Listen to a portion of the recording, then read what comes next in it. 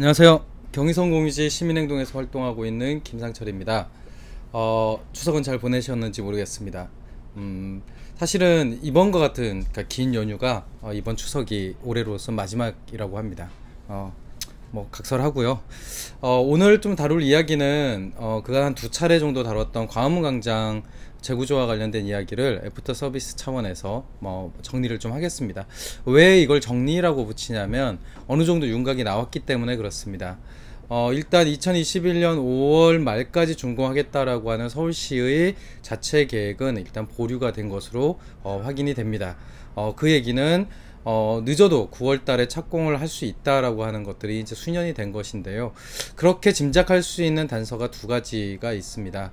첫 번째는 원래 이제 9월 착공이 필요했던 이유는 역사광장 부지에서 이제 월대를 복원하는데, 이제 월대를 복원하려면 문화재 지표 조사를 해야 됩니다. 그러니까 그 매장되어 있는 문화재들을 확인하는 조사가 있어야 돼서, 그게 이제 공원만 까는 시민광장하고 좀 다른 형태이거든요.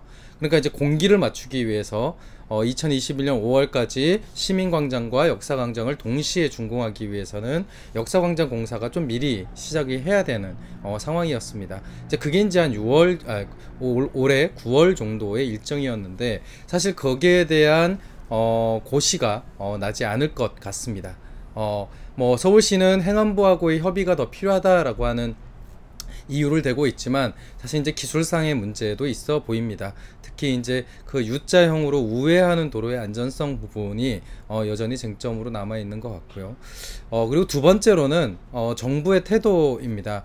알다시피 서울시가 이 계획을 추진했던 데에는 청와대를 광화문으로 옮기겠다라고 하는 문재인 대통령의 공약사항이 있었습니다. 그런데 이제 그것이 작년에 백지화가 되죠. 백지화라기보단 보류가 됩니다. 그렇게 하면서 사실은 이제 서울시가 자체적으로 광화문광장 재구조화를 추진할 수 있는 정부 내의 동력을 잃게 됩니다. 기존 이제 그 행안부 장관이 있을 때는 그나마 이제 협조적이었던 것이, 이제 진영 장관으로 바뀌고 나서는 이제 행안부에서 조금씩 목소리를 내는 상황이었죠. 지난 9월 6일에 그래서 흥미로운 기사 하나가 나옵니다. CBS에서 나온 기사인데요.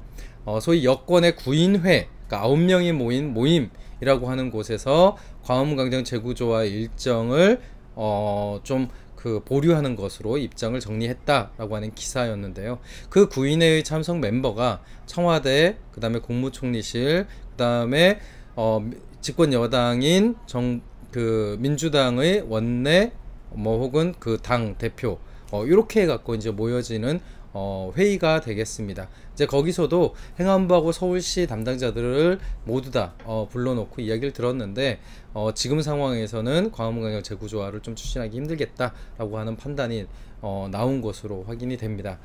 이렇게 되면 결국에 현재의 광화문광장을 그러면 어떻게 바꾸는 것이 좀 더 좋을지에 대한 시민적 합의를 위한 시간이 좀 마련될 것으로 보입니다. 좀 아쉬운 것은 이런 정책적 판단이 늦어짐에 따라서 현재 이미 구성되어 있는 광화문광장 시민위원회 자체적으로는 거기에 이제 참여하고 있는 시민들이 있을 거 아닙니까? 그 시민들을 대상으로 이미 사업 추진 모니터링단이니 무슨 모임이니 이미 만들어져서 운영이 되고 있다는 것입니다.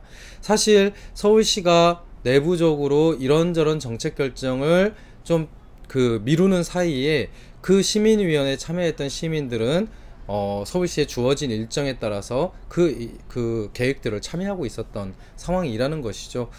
그런 과정에서 서울시가 이 광화문광장 재구조화에 대한 일정의 보류를 밝히게 된다면 그 시민위원회에 참여했던 시민들의 마음은 또 어떨까라고 하는 우려가 되고 있습니다.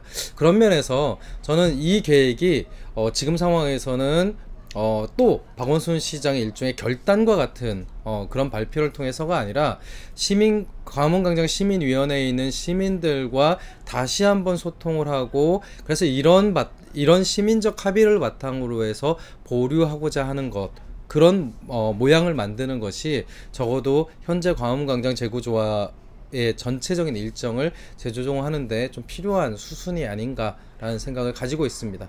그리고 이 광화문광장 재구조화의 중단을 요구했던 그 11개 시민사회단체 모임도 이후에 진행이 될 시민 공론화나 혹은 전문가 참여와 관련된 방식에 있어서 적극적으로 참여하면서 광화문광장의 미래, 그리고 이 광화문광장을 통해서 바꿀 수 있는 서울의 가능성에 대한 이야기들을 한번 해볼까 합니다.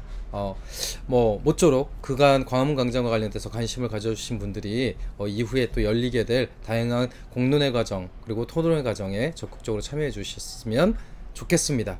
더 나오는 이야기가 있으면 또 애프터 서비스를 하겠습니다. 감사합니다.